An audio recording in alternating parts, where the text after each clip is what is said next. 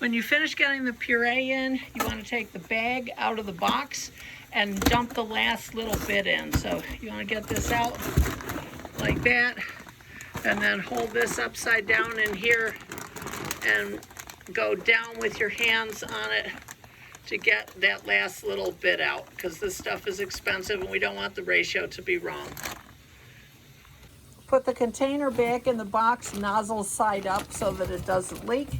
And before you get rid of the box, you just want to go to the label and get the lot number and jot it on the recipe. So this is 2010-08, and you just want to jot it on the recipe. So right here, strawberry puree, here's the batch that we're doing, and it's 201008. So there's the batch number right there. And you also want to jot down how much pectin you're putting in, and you want to date it down here with today's date, and that's pretty important. And then just fill in things as you put them in. As soon as you put something in, you want to make sure you fill it in, because after you do a bunch of batches, you're like, oh, I don't remember if I put the sugar in it. I don't remember if I put the pectin in. So get in the habit of putting the ingredient in and then immediately coming over to the recipe and marking it off. This is citric acid right here. For this product, it's not required, but for some products, you have to adjust the pH, and that's a whole separate video. Once you get your puree and you see how much higher on the container it's coming, you want to go ahead now and get your sugar ready to put in there, because if this gets hot when you're not paying attention and it gets ready to boil over, if you can put the sugar in, that'll cool it down and stop it boiling over. If you don't have anything to put in to cool it down, you can't turn it off fast enough to cool it down, and it will just bubble all over like a big fountain. So let's go ahead and get our sugar ready, and we're going to put it right here. This is the staging area for the next ingredient.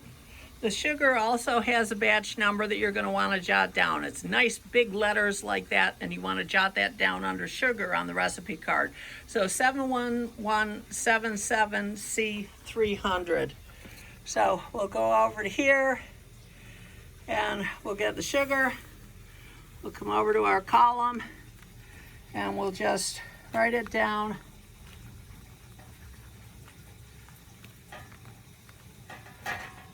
Like that, so we're keeping track of all the batch numbers. Then we want to get our box opener and come over here and just slit that open like that, and make sure that you've got a nice opening in it so that it's ready to get dumped in. If it starts to boil over, you're ready. Because remember, you want it to come to the boil. So in order for it to come to the boil, you got to be ready to stop the boil. Because if you can't stop the boil and it boils over, see, we've got this all nice and clean now. We don't want to have to clean it again. And when it boils over, there's no way you can stop it. It'll boil half that kettle out, and it's a huge, huge mess to clean up. So the most important thing is not to let the kettle boil over.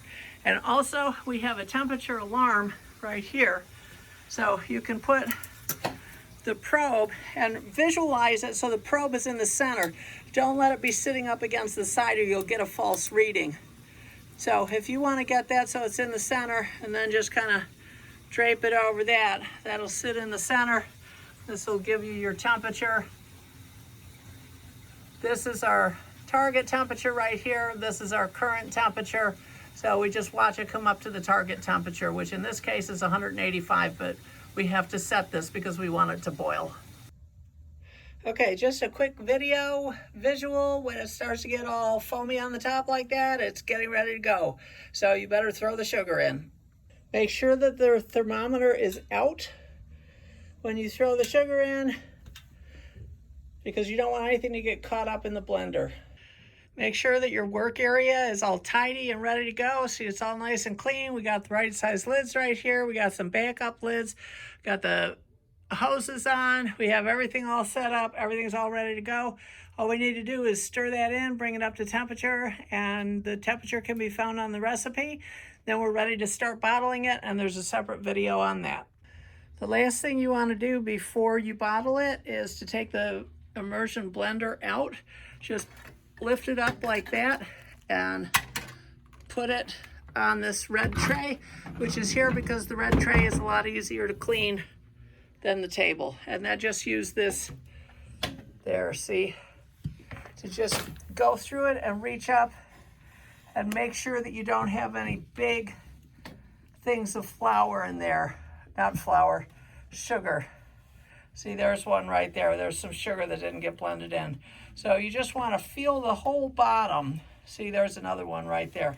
And just make sure, because the immersion blender doesn't catch everything, so just make sure that everything is blended in there, and just be careful you don't flip this back on yourself. So use some control when you're doing this, but just make sure that there's no sugar, big gobs of sugar that the beater has missed, because otherwise it'll really screw your batch up. So once you are sure that it's all mixed up, and when you come up, you don't bring anything with it. If it comes up clean like that and it's the temperature, you're ready to go. But don't forget this step, it's really important. I can't tell you the number of times that we've gotten down to the bottom of the batch and thought we were done and found a big gob of sugar there and had to redo the whole thing. So just be really careful with that. Alrighty, that's all there is to it. Watch the next video on how to use the bottle filler. One last thing, when you get ready to fill, don't forget to turn this down a little bit, because if it's on maximum heat, it'll boil over anyway. So make sure to cut it back to about 10 o'clock when it's at the temperature that you want. And this we've turned on with the on-off switch, which is right back here. And the other thing that you need is compressed air, and the air compressor is back here, so it's a little more quiet. Turn the light on right there. Air compressor is right here. Just flip that switch right there. That's all there is.